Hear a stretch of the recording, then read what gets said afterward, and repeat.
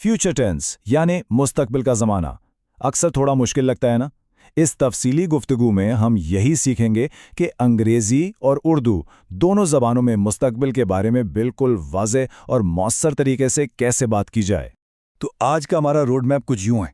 सबसे पहले हम देखेंगे कि मुस्तकबिल पर उबूर कैसे हासिल किया जाए, फिर सादा मुस्तकबिल, जारी मुस्तकबिल और मुकम्मल मुस्तकबिल को समझेंगे, और आखिर में वक्त के साथ मुस्तकबिल का जायजा लेंगे। तो चलिए शुरू करते हैं पहले हिस्से से, मुस्तकबिल पर उबूर। देखें, ये मामला सिर्फ विल लगा देने से कहीं बढ़कर है। असल में हम ये समझने की कोशिश करेंगे कि मुस्तकबिल के अलग अलग कामों को पूरी वजाहत और एतमाद के साथ कैसे बयान किया जाए, ताकि हमारी बात का मतलब बिल्कुल सही वाज़ेह हो। अब आते हैं अपनी बुनियाद पर। दूसरा हिस्सा, सादा मुस्तकबिल।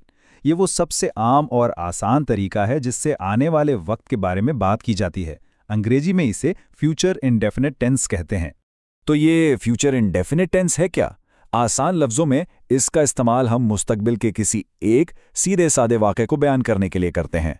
इसे ऐसे समझें जैसे फ्यूचर की टाइमलाइन पर बस एक सिंगल पॉइंट हो, कोई पेचीदगी नहीं, बिल्कुल सीधी बात। अच्छा, अब इसको बनाते कैसे हैं? इसकी साख्त यानी स्ट्रक्चर को देखते हैं। अंग्रेजी में तो ये बहुत सादा है। सब्जेक्ट के बाद विल या शैल लगाएं और उसके बाद फेल की पहली फॉर्म, बस। और उर्दू में जुमला फेल के साथ गा, गे या गी पर खत्म होता है। चलिए एक मिसाल देखते हैं। He will write a letter, और उर्दू में वो खत लिखेगा। देखा, बिल्कुल सीधा सा मुस्तकबिल का एक काम। चलिए अब आगे बढ़ते हैं तीसरे हिस्से की तरफ, जारी मुस्तकबिल यानी फ्यूचर कंटिन्यूअस टेंस। ये थोड़ा मुख्तलिफ है। इसमें हम एक ऐसे काम की बात करते हैं जो मुस्तकबिल में किसी वक्त हो रहा होगा। तो ये ज़माना कब इस्तेमाल करना है? ये तब बेहतरीन है जब हम तसव्वुर करना चाहते हैं कि मुस्तकबिल में किसी ख़ास वक्त पर कोई काम जारी होगा, चल रहा होगा। पहले हमने टाइमलाइन पर एक नुक्ते की बात की थी ना, ये एक लकीर के टुकड़े की तरह है, यानी एक दौरानिया।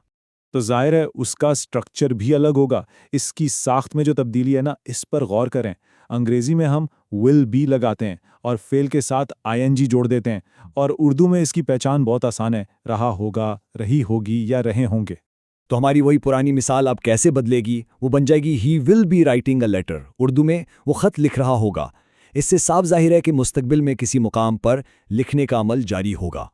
अच्छा, अब एक कदम और आगे चलते हैं। चौथा हिस्सा, मुकम्मल मुस्तकबिल यानी फ्यूचर परफेक्ट टेंस। यहाँ हम उन कामों की बात करेंगे जो मुस्तकबिल में किसी मुकाम से पहले ही पूरे हो चुके होंगे। तो इसका मतलब क्या हुआ?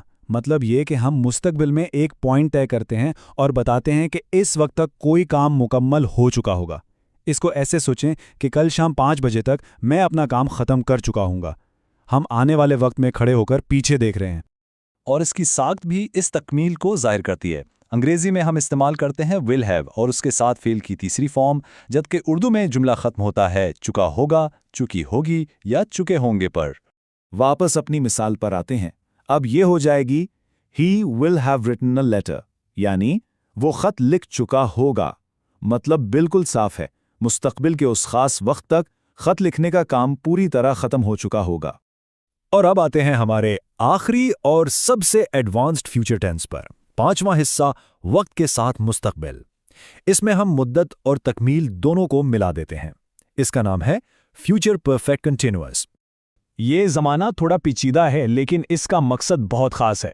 ये इस बात पे जोर देता है कि मुस्तकबिल में किसी डेडलाइन तक कोई काम कितनी देर से चल रहा होगा। यहाँ फोकस मुद्दत पर है। इसके स्ट्रक्चर की पहचान भी आसान है। अंग्रेजी में विल हैव बीन नजर आएगा, फेल के साथ आईएनजी होगा और टाइम पीरियड बताने के लिए फॉर या सिंस इस्तेमाल होगा। बिल्कुल उसी तरह उर्दू में भी वक्त का जिक्र जरूर होगा, जैसे 2 घंटे से या सुबह से।